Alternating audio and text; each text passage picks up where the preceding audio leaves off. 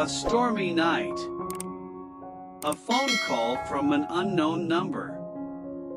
A grainy video of Quang, beaten and bound, and a chilling demand for something Linda doesn't even know exists.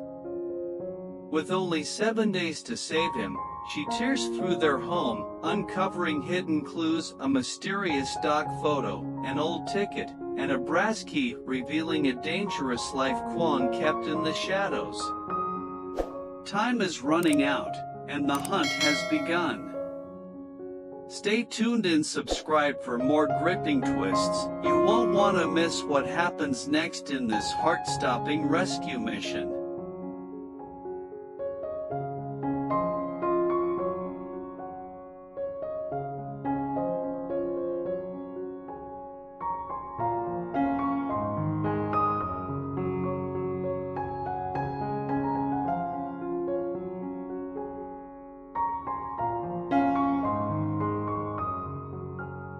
Linda sat motionless on the couch, her gaze lost in the gray blur beyond the rain-streaked window. Outside, the downpour had swallowed the world in a curtain of water, each droplet tapping against the glass like the slow ticking of a clock.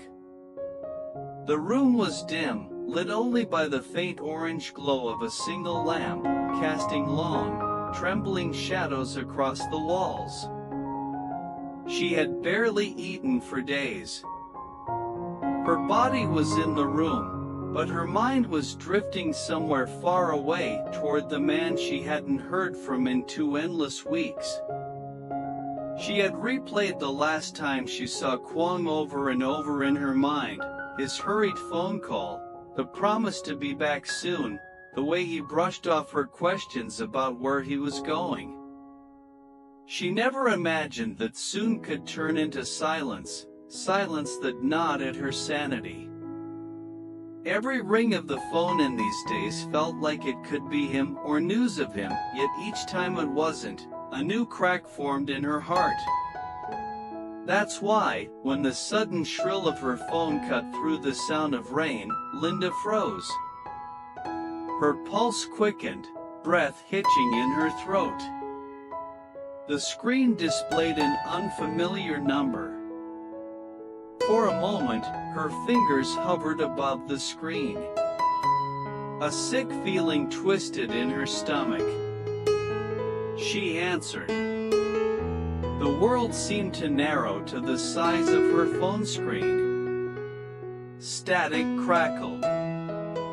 Then, without warning, the image sharpened and Linda's blood ran cold. It was Quang. He was bound to a wooden chair in a dim, windowless room. His wrists and ankles were tied tightly with coarse rope, deep red marks cutting into his skin. His shirt was torn at the shoulder, revealing a patch of angry bruises. A strip of duct tape clung loosely at the side of his face, as if it had been ripped away just moments before. His eyes, wild, desperate, and glistening, locked onto the camera. Quang. The name tore from her lips before she could stop herself, but her voice cracked, trembling with panic. A voice she didn't recognize filled the line. It was low, deliberate, and icy, every word dripping with control. "If you want him alive," the man said slowly, "you'll give us what he took." Linda's mind scrambled. "What? I don't." "You have 7 days," the voice interrupted. "Bring it to the place we tell you, and no police, or you'll receive what's left of him in pieces." Her skin went cold. "I don't even know what you're talking about." "What do you want from me?" she shouted into the phone, but the only answer was the sharp click of the call ending. For a moment, all she could hear was the rain hammering the window and the dull hum of the lamp. The image of Quang beaten, tied, and staring at her with that unspoken plea burned into her mind. She sat frozen, phone still pressed to her ear, as if holding on for just one more second might make him come back on the line. Her heart was a wild drum in her chest. Her breaths came shallow and uneven. She forced herself to replay the man's words, hoping for a clue, a slip, anything she could use. What he took. The phrase echoed through her head like a riddle. She didn't know what it meant, but one thing was certain: if she didn't find out, Quang would die.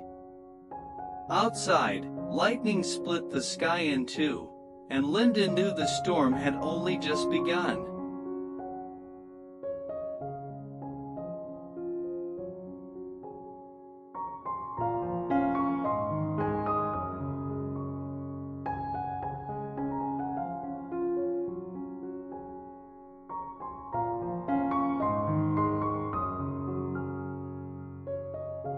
The storm raged well into the night, its relentless pounding on the roof mirroring the turmoil in Linda's chest. She hadn't moved from the couch for hours, replaying the grainy image of Quang over and over in her mind. His eyes, the way they seemed to plead with her, wouldn't let her rest. The man's threat lingered like a poisonous whisper in her ears. 7 days. 7 days to hand over something she didn't even know existed. Finally, just past midnight, she stood. She couldn't sit here waiting for answers that wouldn't come. If Quang had taken something, whatever it was, it had to be here. Somewhere. She began with the obvious, his desk. Linda pulled open drawers with trembling hands, rifling through stacks of receipts, loose pens, and business cards from people she didn't recognize. She checked behind photo frames, ran her fingers along the edges for hidden compartments. Nothing. Next was the bedroom. She dragged out boxes from under the bed, flipping through old clothes and dusty files. A faint scent of Quang's cologne still lingered in some of them, making her chest tighten. She opened the wardrobe, feeling along the seams, tapping for hollow sounds. At the very top shelf, tucked behind a pile of sweaters, her fingers brushed against something stiff, an old leather-bound notebook. Her hands shook as she opened it. The first pages were filled with random notes and numbers, some crossed out, some underlined. Then she found a page that stopped her cold, a photograph, carefully taped in the center. It was of Quang standing on a dock she'd never seen before, with rusted cargo cranes looming in the background. Behind him, in faint, hurried handwriting, were the words, "If something happens, find this place." Her heartbeat quickened. She didn't recognize the location, but it felt deliberate, as if Quang had left the clue for her and only her. She flipped the next few pages and found something even stranger, a folded airline ticket stub dated 6 months ago, for a flight to a city Quang had never told her he visited. Beneath it was a copy of a shipping manifest, listing container numbers and vague descriptions like machinery parts and spare components. None of it made sense. She sat back on the floor, notebook open across her knees, the pieces refusing to fit together. If this was what the man on the phone wanted, why hadn't Quang told her? Why keep her in the dark until it was too late? Determined, she moved to the small storage room at the end of the hall. It was cramped and smelled faintly of dust and oil. There, in a battered metal toolbox, she found something that didn't belong, a small brass key on a plain carrying. No tag, no label. She held it in her palm, feeling its weight. It wasn't a house key. It wasn't for anything she recognized. Linda's pulse raced. A photo of an unknown dock. A ticket to a place he never mentioned. A mysterious shipping document. And now, a key. The storm outside roared louder, wind howling as if urging her to move faster. She clutched the notebook and the key to her chest, the realization sinking in, these weren't just random keepsakes. They were fragments of a hidden life Quang had been living, a life tangled in something dangerous enough to get him taken. Linda didn't know yet where these clues would lead her. But she knew one thing with absolute certainty: if she wanted to save him, she would have to follow them, no matter where they took her, or what she found at the end.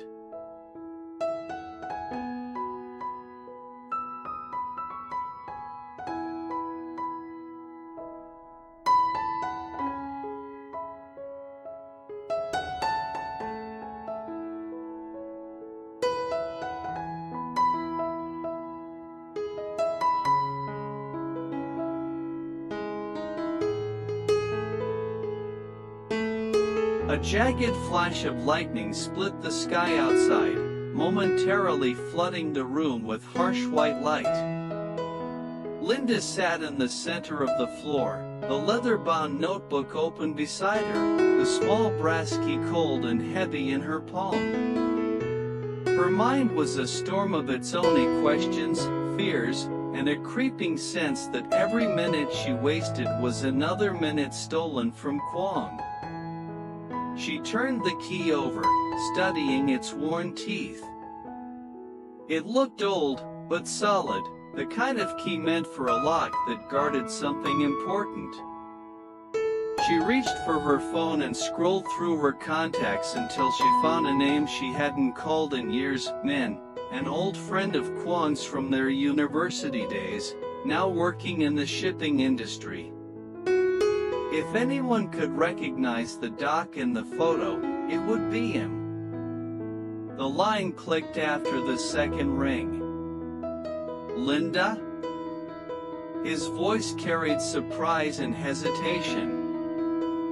Min, I need your help. Do you know this place? She snapped a picture of the photograph and sent it. The silence on the other end stretched, heavy and uneasy. After a long pause, Min spoke in a low voice. Where did you get that? It doesn't matter. Do you know it?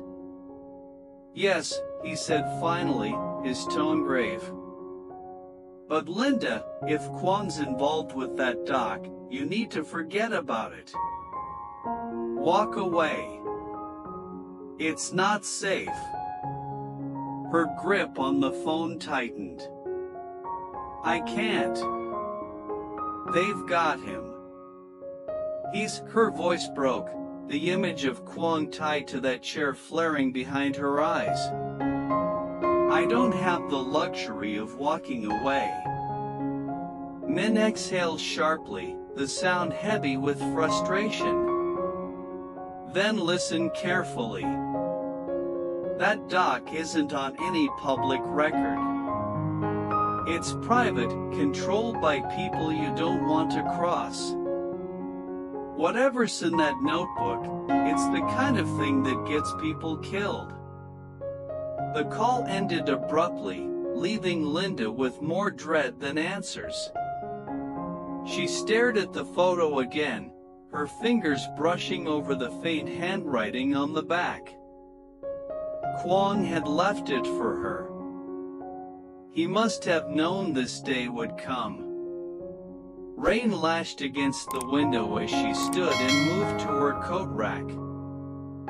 She slipped on her jacket, shoved the notebook and key into her bag, and hesitated only for a second before adding a flashlight and a small folding knife. Not that she believed it would help much, but it gave her something to hold on to. As she reached for the door, her phone buzzed with a message from an unknown number. Her stomach dropped when she opened it, a grainy video clip, just a few seconds long. Quang was still bound, his head hanging low, his breathing shallow. The camera tilted, and a gloved hand gripped his hair, forcing his face toward the lens. Then the same cold voice from before whispered, "Tick-tock, Linda." The video cut to black. Her legs felt weak, but her resolve hardened. Whoever they were, they wanted her to fear them. Instead, the fear turned to a sharp, burning anger. They had taken her husband. They had left her in the dark. But now, with each clue, the doc, the ticket, the key, she was starting to see the edges of the truth. Linda locked the door behind her and stepped into the storm. The wind whipped against her face, rain soaking through her jacket almost instantly, but she barely felt it. Somewhere out there, Quang was alive, waiting. And if the only way to reach him was to walk straight into the shadows he had tried to shield her from, then so be it. For the first time in days, Linda felt something close to certainty. The storm ahead was going to be far worse than the one raging above her head, and she was ready to face it.